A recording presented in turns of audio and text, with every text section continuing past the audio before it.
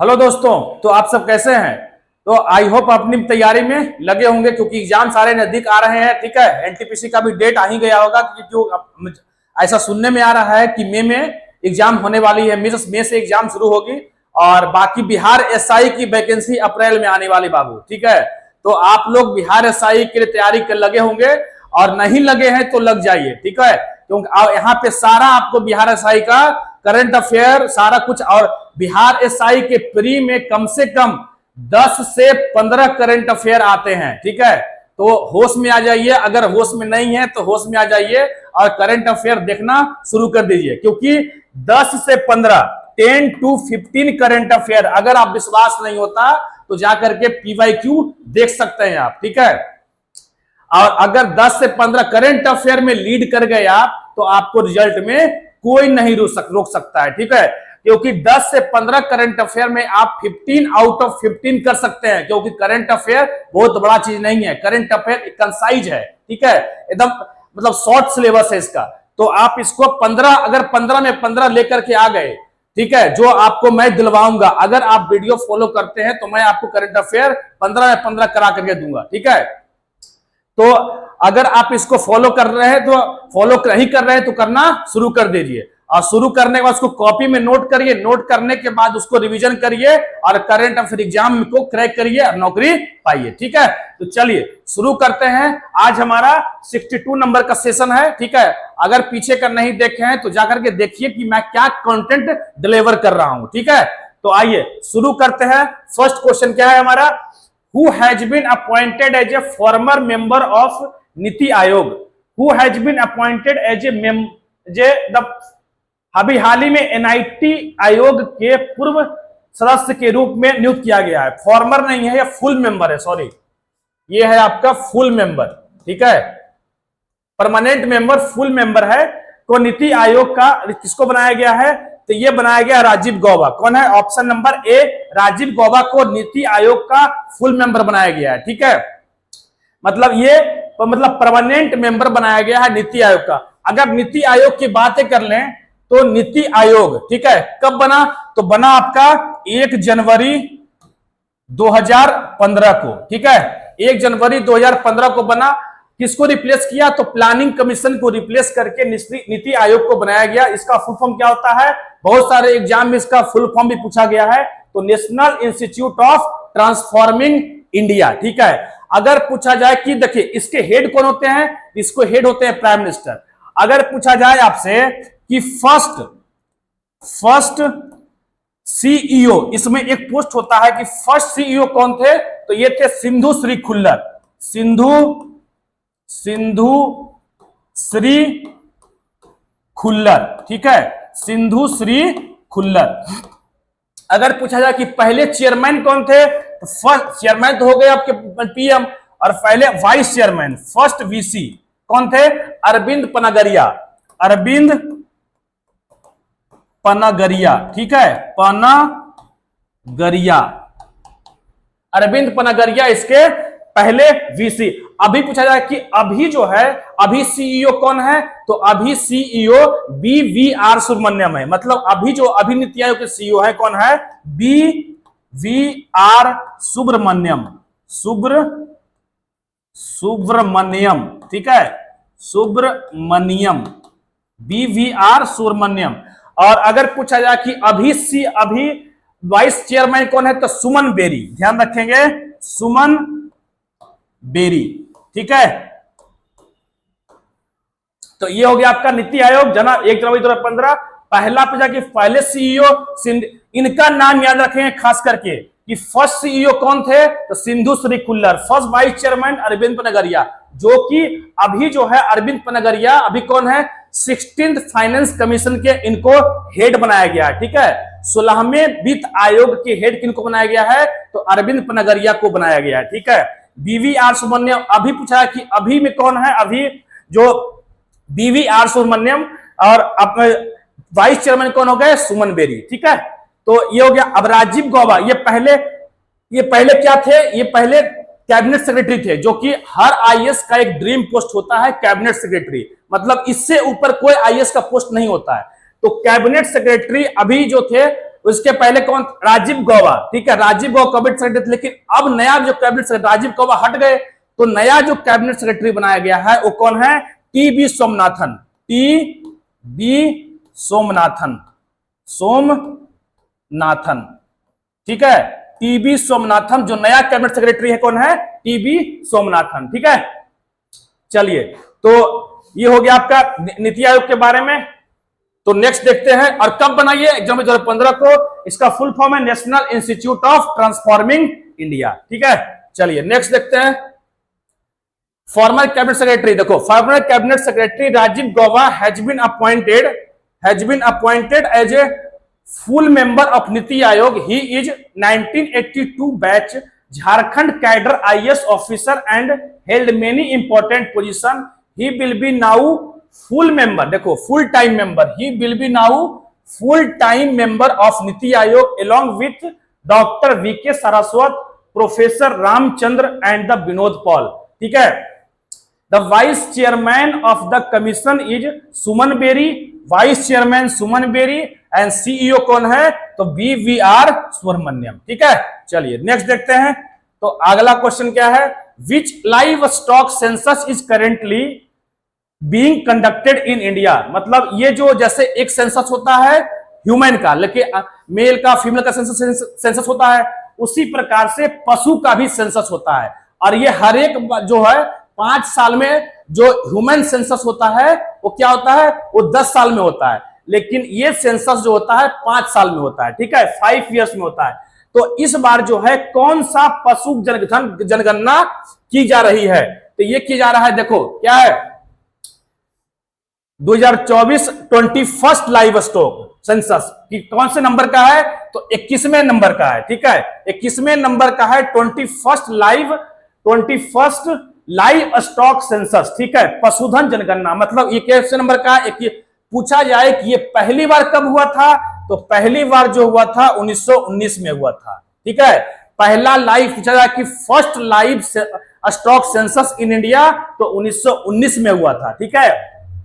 और 21वां नंबर का ये, और इसमें टोटल 15 स्पेसीज, टोटल इस लाइव स्टॉक सेंसस में टोटल 15 टाइप के एनिमल को इंक्लूड किया गया है, ठीक है। चलिए नेक्स्ट, तो यही है, it's done every 5 year by the department of animal husbandry. कौन करवाता है, तो department of animal husbandry and dairying, ठीक है, ministry of animal husbandry and dairying के डिपार्टमेंट है एनिमल हस्बेंड्री एंड डेयरिंग।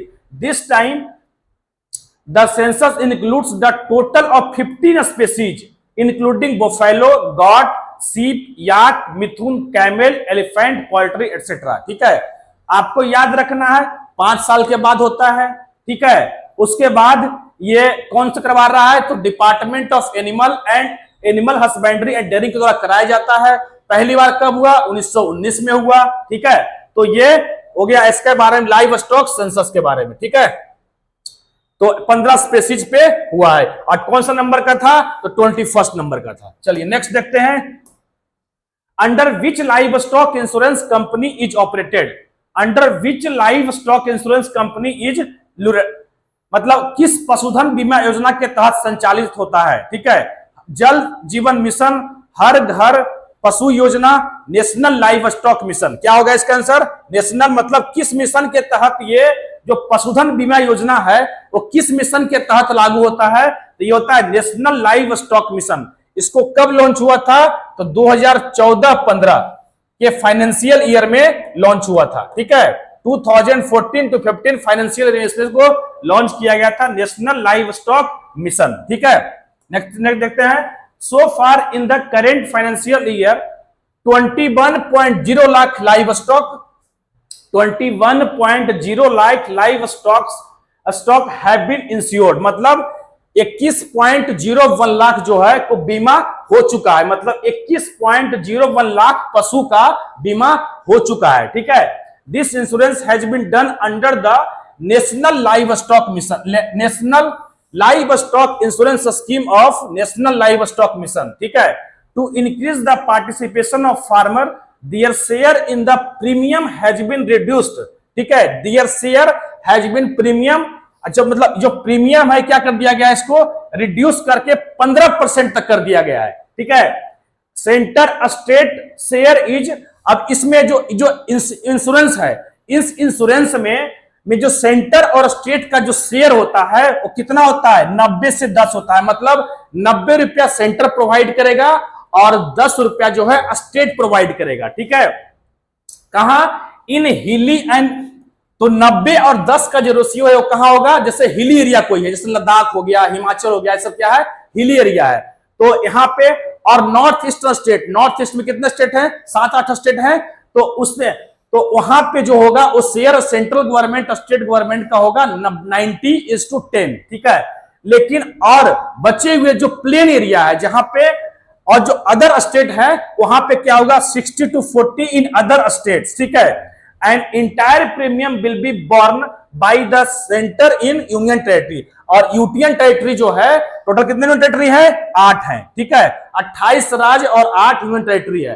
तो 8 यूनियन टेरिटरी में जो टोटल जो बियर कौन करेगा, वो सेंट्रल गवर्नमेंट प्रोवाइड करेगा। ठीक है, नॉर्मली क्या होता है कि जितने भी स्कीम होते हैं, जो सेंट्रल गवर्नमेंट का जितना भी स्कीम होता है उसमें नॉर्मली यही रेशियो होता है, 60-40। अदर स्टेट प्लेन स्टेट है तो 60-40 होगा, और हिली एरिया है और नॉर्थ ईस्टर्न स्टेट है तो 90:10 का रेशियो होगा। जितने भी नॉर्मली सेंट्रल गवर्नमेंट के जितने भी स्कीम होते हैं उसमें यही रेशियो होता है। ठीक है, तो इसको ऐसे भी आप याद रख सकते हैं। ठीक है, तो ये हो गया national livestock insurance.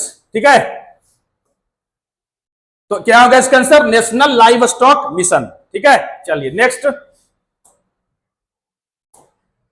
Where was the ISTAF sepak takraw world cup 2025 organised. IASTF sepak takraw विश्व कप 2025 कहां आयोजित किया गया, तो ये आयोजित किया गया कहां, बिहार में किया गया। बिहार में की राजधानी पटना में पाटलिपुत्र स्टेडियम में इस ऑर्गेनाइज किया गया। ये आपको शायद पता नहीं होगा। ठीक है, ये पहली बार ऐसा कुछ हुआ है तो इसलिए आपको पता नहीं होगा। ठीक है, तो देख लेते हैं, हो सकता है आपके एग्जाम में पूछ दिया जाए। ठीक है, तो इंडिया, देखो इसको बताने का मतलब क्या होता है, देखिए ये बताने का मतलब मेरा ये है कि हो सकता है कि आपसे क्वेश्चन यही तो नहीं पूछेगा, इसके आसपास जो भी इंफॉर्मेशन जो गवर्नमेंट रिलीज करती है, इस इंश्योरेंस रिलेटेड जो भी इंफॉर्मेशन गवर्नमेंट रिलीज करती है, वो सारे क्वेश्चन आपके एग्जाम के लिए बनते हैं। ठीक है, तो वो सारा क्वेश्चन आपसे पूछा जा सकता है। मैं ये बोल के भी निकल सकता हूं, लेकिन जरूरी नहीं है कि यही क्वेश्चन आपसे सेम टू सेम क्वेश्चन आपके एग्जाम में आ जाएंगे। हो सकता है क्वेश्चन यहां से ना हो और यहां इसके अलावा क्वेश्चन हो सकता है इस स्लाइड से क्वेश्चन आ जाए। ठीक है, तो इसीलिए सारा कुछ ईच एंड एवरीथिंग पता होना चाहिए आपको। सारा इंफॉर्मेशन किसी भी चीज के बारे में, किसी भी कंटेंट के बारे में आपका सारा इंफॉर्मेशन आपको पता होना चाहिए, खास करके स्कीम। ठीक है, खास करके जो सेंट्रल गवर्नमेंट का स्कीम है उसके बारे में तो आपको अवश्य पता होना चाहिए। ठीक है, चलिए तो ये हो गया आपका, where was the ISTAF sepak takraw विश्व कप 2025 कहां आयोजित किया गया, ये हो गया बिहार की राजधानी पटना में हुआ है। ठीक है, देख लेते हैं इसके बारे में। India bone bronze in the mixed quad category. ठीक है, silver in women's doubles and bronze in the men's team event at the ISTAF sepak, देखो इसको बोलते हैं इंटरनेशनल सेपक टकराव फेडरेशन। ठीक है, इंटरनेशनल सेपक टकराव फेडरेशन इसका फुल फॉर्म होता है, और इसका जो स्थापना हुआ था वो 1982 में हुआ था, 1982 में हुआ। और कहां हेडक्वार्टर कहां है, तो हेडक्वार्टर है बैंकॉक। ठीक है, बैंकॉक, थाईलैंड की राजधानी बैंकॉक में इसका हेडक्वार्टर है 1982 में। ठीक है, takraw world cup 2025, the tournament took places from 20 to 25 March 2025 at the Pataliputra indoor stadium. कहां हुआ, Pataliputra indoor stadium, Bihar. Thailand won the gold medal in mixed quad. ठीक है, ये अलग अलग कैटेगरी में हुआ था। ठीक है, तो इसमें देखो एक हुआ था कैटेगरी, ध्यान रखेंगे, इसमें एक कैटेगरी हुआ था रेगू कैटेगरी, रेगू कैटेगरी में हुआ, और उस कैटेगरी में इंडिया ने हराया इंडिया डिफीटेड, इंडिया डिफीटेड किसको हराया? जापान को, ठीक है, जापान, और इंडिया ने हराया जापान को, और इंडिया को मिलेगा क्या? गोल्ड मिला, ठीक है, गोल्ड। किस कैटेगरी में? मेल, ये हो गया रेगू कैटेगरी, मेल कैटेगरी, ठीक है, मेल कैटेगरी में रेगू कैटेगरी हुआ मेल में, और मेल में इंडिया डिफीटेड जापान को हराया, जिसमें इंडिया को मिला गोल्ड और जापान को मिला सिल्वर, ठीक है, जापान को मिला सिल्वर। बस आपको इतना याद रखना है। और ये हुआ कहां? बिहार में। और अगर फीमेल की बात करें तो फीमेल में मिलना था, फीमेल, फीमेल की अगर हम बात कर लें तो फीमेल में जो हुआ था वो भारत को मिला क्या? इंडिया ब्रोंज मिला, इंडिया को मिला ब्रोंज, ठीक है, ब्रोंज, और कांस्य, और थाईलैंड को मिला, थाईलैंड को मिला गोल्ड, थाईलैंड को गोल्ड मिला था, मतलब थाईलैंड फाइनल में जीत गया, ठीक है। ये फीमेल कैटेगरी हो गया, ये मेल कैटेगरी हो गया, ठीक है। चलिए, तो ये हो गया सेपक टकराव वर्ल्ड कप 2025, ठीक है। अब ये हो गया आपका कब बना? तो इंटरनेशनल सेपक टकराव फेडरेशन ये बना 1982 में। हेडक्वार्टर कहां है? बैंकॉक। नेक्स्ट क्वेश्चन है क्या? Which Indian wrestler has won the bronze medal in the Asian wrestling championship 2025, ठीक है। कौन सा भारतीय पहलवान ने एशियाई कुश्ती चैंपियनशिप 2025 में कांस्य पदक जीता है? तो ये जीता है सुशील, क्या है? Sunil Kumar, option number D. Sushil Kumar नहीं है, सुनील कुमार है, ठीक है, तो ध्यान रखेंगे इस बात का। Indian national Sunil Kumar bone the bronze medal in किस कैटेगरी में? 87 केजी कैटेगरी में, इसको याद रखना है, ठीक है। पूछा सकता है कि सुनील कुमार जो ब्रोंज मेडल जीता है वो किस कैटेगरी में जीता है? तो 87 केजी कैटेगरी में जीता है, ठीक है। Greco Roman category at the Asian wrestling championship. हुआ कहां था ये? तो ये वो था जॉर्डन की राजधानी, ध्यान रखेंगे, जॉर्डन की राजधानी जॉर्डन की राजधानी अमान में हुआ था, ठीक है। जॉर्डन की राजधानी कहां हुआ? अमान में हुआ ये। और defeated Jiang Huang of China, he lost to the wrestler from Iran in the semifinal में ये हार गए, और in the quarter final he defeated the wrestler from Tajikistan. The medal is matter of pride for Indian wrestling and inspiration of young wrestlers, ठीक है। आपको याद रखना है किस कैटेगरी में? 87 केजी की कैटेगरी में इन्होंने जीता है, बस, ठीक है। चलिए नेक्स्ट देखते हैं, हुआ कहां? अमान की राजधानी जॉर्डन में। What is the percentage increase in the monthly salary of MP? सांसदों की मासिक वेतन में प्रतिशत वृद्धि क्या है, ठीक है। तो यह है आपका 24%, ठीक है। और सभी मुद्दों पे ध्यान रखेंगे, और सभी मुद्दों पे जितने भी बिल वगैरह पार्लियामेंट में आते हैं उस बिल पे डिबेट होता है, लेकिन ये एक ऐसा मुद्दा है, एक ऐसा इशू है, यहाँ पे कोई डिबेट नहीं होता, ठीक है। यहाँ पे कोई भी पार्टी अगेंस्ट में नहीं जाती है, क्योंकि सैलरी सबकी बढ़ रही है ना, चाहे वो किसी भी पार्टी का एमपी हो, सैलरी तो सबकी बढ़ रही है। तो यहाँ पे कोई डिबेट नहीं होता है, ठीक है। यहाँ पे क्या होता है? इम्पार्शियल तरीके से इसको पास कर दिया जाता है, ठीक है। तो ये है फायदे की बात, इन सभी के फायदे के लिए बात है ये। तो ये कितना बढ़ गया है? 24% तक बढ़ गया है, ठीक है। Government of India has increase the salary allowances and pension of MP from 1 April 2023, ठीक है। Monthly salary has been increase. देखो गवर्नमेंट, ये कब से इफेक्ट होगा ये? तो ये जो इफेक्ट होगा वो 1 अप्रैल 2023 से इफेक्ट होगा, ठीक है। Monthly salary has been increased from 1 lakh, कहां वो पहले था 1 लाख, ठीक है, पहले था वह 1 लाख से 1.24 लाख, क्योंकि 24% इंक्रीज हुआ ना, तो 1 लाख का 24% इंक्रीज करो कितना होगा? 1.24 हो जाएगा, ठीक है। तो 1.24 डेली अलाउंसेस फ्रॉम, अब डेली अलाउंस कितना है? 2000 से 2500, ठीक है, मतलब कितना हो गया? 25%। डेली अलाउंस कितना इंक्रीज हुआ? 2000 में से 500 इंक्रीज हुआ, तो कितना हो गया? ठीक है, 500 का इंक्रीज हुआ और ये हो गया 2000, ठीक है। कितना परसेंट इंक्रीज हुआ? 20, ठीक है, 25, 25% का इंक्रीज हो गया, ठीक है। तो अलाउंस में इंक्रीज हुआ 25% और मंथली पेंशन में इंक्रीज हुआ 25,000। इनको पेंशन ही मिलता है, जी हाँ। अगर आप मेंबर ऑफ पार्लियामेंट हैं तो आपको पूरा आपको सैलरी मिलेगी महीने हर महीने। लेकिन अगर आप मेंबर ऑफ पार्लियामेंट दोबारा नहीं बनते या तो 2 मेंबर ऑफ पार्लियामेंट नहीं रहते हैं तो उस कंडीशन में आपको पेंशन भी मिलती है उनको, ठीक है। तो पेंशन कितना मिलता है? पेंशन अभी तक मिल रहा था 25,000, ठीक है। अभी तक मिल रहा था 25,000, लेकिन अब कितना मिलेगा? 31,000। मतलब 25,000 से हो गया 31,000 हो चुका है, ठीक है। तो ये हो गया आपका, तो 24% का इंक्रीज हो चुका है, ठीक है। चलिए, तो अगर हम पार्लियामेंट प्रिविलेज की बात करें, ठीक है, कि पार्लियामेंट प्रिविलेज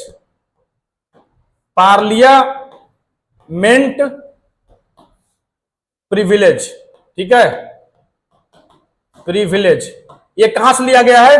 पार्लियामेंट प्रिविलेज कहां से लिया गया है? तो ये लिया गया है यूके से। आपका संविधान क्या है? सोर्स ऑफ कॉन्स्टिट्यूशन है, सोर्स ऑफ संविधान कुछ हर एक कुछ ना कुछ कहीं से किसी न किसी कंट्री से लिया गया है। तो उसी तरह से पार्लियामेंट प्रिविलेज जो है वो कहां से लिया गया है? यूके से लिया गया है, यूके, ठीक है। 2 आर्टिकल याद रखेंगे, 105 और 193, ठीक है। 105 क्या है? 105 है कि पार्लियामेंट मतलब एमपी के लिए जो प्रिविलेज है, प्रिविलेज गिवन टू एमपी, जो किसी एक एमपी को जो विशेषाधिकार दिया गया है वो आर्टिकल 105 है, ठीक है। और किसी एमएलए को जो विशेषाधिकार दिया गया है, किसी एमएलए को जो प्रिविलेज दिया गया है वो है 193, ठीक है। चलिए नेक्स्ट देखते हैं। तो Which country has announced its decision to join the New Development Bank in March 2025? ठीक है, किस देश ने मार्च 2025 में न्यू डेवलपमेंट बैंक में शामिल होने के अपने निर्णय की घोषणा की है? तो ये कौन किया है? ये इंडोनेशिया किया है, ठीक है। कौन किया है? इंडोनेशिया। देखो, Indonesia has become the 9th country to join the New Development Bank, this was announced by president. वहां के प्रेसिडेंट कौन है? तो 9th कंट्री तो ये हो गया, ठीक है। 9, लेकिन अगर पूछे 8वां कंट्री कौन है? ब्रिक्स को ज्वाइन करने वाला 8वां कंट्री कौन है? तो ये है अल्जीरिया, ठीक है, अल्जीरिया, ठीक है। एक अफ्रीकन कंट्री अल्जीरिया। तो और वहां के प्रेसिडेंट कौन है? तो प्रेसिडेंट है प्रबोवो सुबियांतो, जो इस बार जो मनाया गया रिपब्लिक डे उसके जो चीफ गेस्ट यही थे, ठीक है, Prabowo Subianto. On the 25 March 2025 during the meeting with NDB president. अब इसके प्रेसिडेंट कौन है? कि ब्रिक्स बैंक, या इसी को देखो ब्रिक्स बैंक या फिर उसी को बोल लो आप न्यू डेवलपमेंट बैंक। तो इसके प्रेसिडेंट कौन है? Dilma Rousseff. कौन है? Dilma Rousseff. इसका हेड क्वार्टर पूछे कहां है? तो हेड क्वार्टर है आपका शंघाई में। चाइना में एक शहर है सांघाई, और यहीं पे इसका हेड क्वार्टर है, ठीक है। बना कब? तो पूछा जाए कि बना कब, तो देखो 2014 6 ब्रिक्स समिट, 6ठा ब्रिक्स समिट 2014 में हुआ था। और इसमें यहां पे डिसीजन लिया गया कि एक BRICS bank NDB New Development Bank की स्थापना की जाएगी, ठीक है। 6ठा ब्रिक्स समिट 2014 कहां हुआ था? ब्राजील का एक शहर फोर्टलेजा में हुआ था, और न्यू डेवलपमेंट बैंक, ठीक है।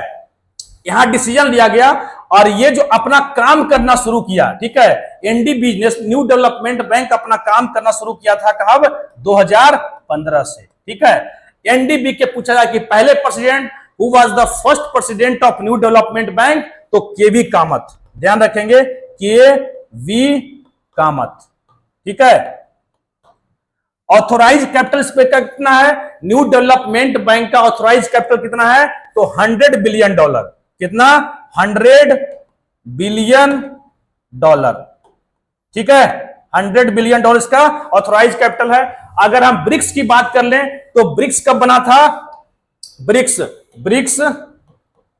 ब्रिक्स जो है, पहले देखो, पहले ब्रिक था 2009 में, ठीक है।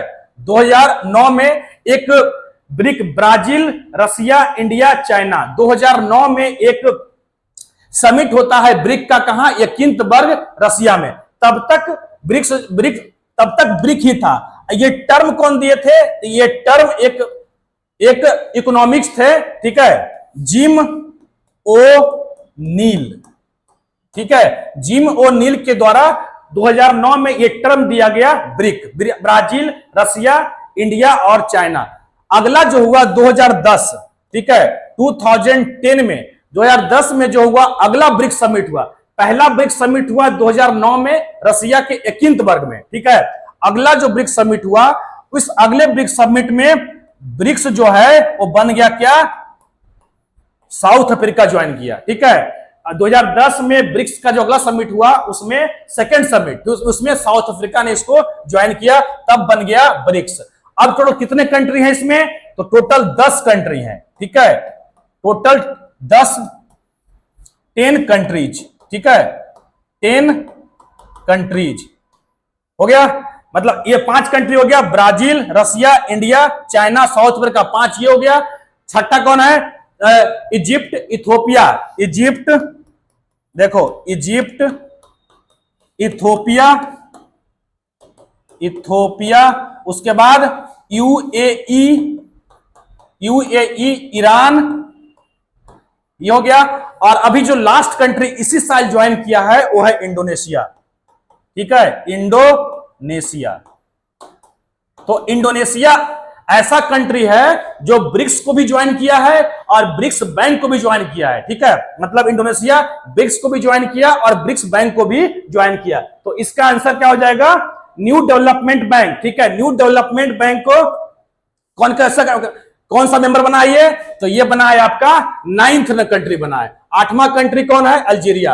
अगर पूछा जाए कि 69th member, 69th member of 69th member of ADB, Asian development bank, ठीक है, एशियन डेवलपमेंट बैंक कौन है, इजराइल, इजराइल, ठीक है। 69th member of Asian development bank कौन हुआ, इजराइल हो गया, ठीक है।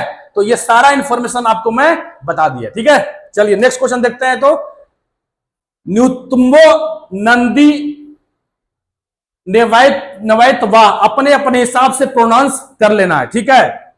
क्या है, नेटुम्बो नंदी नडैट वाह किस देश की पहली महिला राष्ट्रपति बनी है, तो ये बनी है कहां की, ये है नामीबिया की बनी है, ठीक है। नामीबिया की पहली महिला राष्ट्रपति ये बनी है, ठीक है। और नामीबिया की बात करें तो आपको याद होगा, नहीं याद है तो मैं बताता हूं, नामीबिया विंडहॉक, नामीबिया कैपिटल पूछा जाए, नामीबिया का कैपिटल क्या है, तो विंडहॉक, ठीक है, विंडहॉक, ठीक है, विंडहॉक। जिम्बाब्वे का तो पता ही होगा आपको, हरारे, नहीं याद पता है तो मैं बता दे रहा हूं, हरारे। केनिया का नैरोबी, नैरोबी, ठीक है। और युगांडा का कंपाला। खास करके आपको अफ्रीकन कंट्री का जितने भी अफ्रीकन कंट्री उसके कैपिटल पता होना चाहिए कम से कम, ठीक है। एग्जाम में एक कैपिटल खास करके बिहार एसआई का पेपर आप देखोगे तो उसमें एक कैपिटल पूछा गया है हर एक पेपर में, ठीक है। तो आपको कैपिटल पता होना चाहिए, ठीक है। तो Netumbo Nandi Ndaitwah has become the first women president of Namibia, she is a senior leader of the, बस आपको बस याद रखना है, यही काफी है। आपको कौन बने हैं, तो एन नंदी, अरे बस नाम याद रखना है आपको ना, तो आप याद रखो। इसमें से आपको क्या जी लग रहा है, नंदी जी लग रहा है, बस नंदी याद रख लो। इतना आपके पास ऑप्शन मिलेगा, ऑप्शन से काम कर लेना आप, जहां नंदी दिखे वहां आंसर कुछ वही आंसर होगा, ठीक है। तो ये हो गया एन नंदी।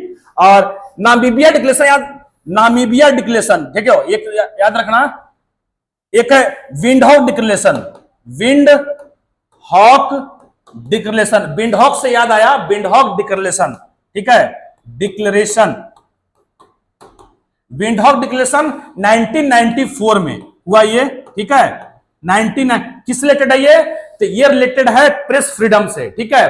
प्रेस फ्रीडम से रिलेटेड विंडहॉक पूछा कि विंडहॉक डिक्लेरेशन 1994 किस रिलेटेड है, तो ये है प्रेस फ्रीडम। और इसी डिक्लेरेशन की वजह से, इसी डिक्लेरेशन की वजह से हम 3 मई को वर्ल्ड प्रेस फ्रीडम डे मनाते हैं। तो विंडहॉक डिक्लेरेशन 1994 प्रेस फ्रीडम, और that's why press freedom day is celebrated on 3 मई, मई 3, ठीक है, मतलब 3 मई को मनाते हैं, ठीक है। चलिए, तो ये हो गया, और ये मेरा लास्ट क्वेश्चन था। तो इसी तरह से आई होप आपको वीडियो अच्छा लगा होगा।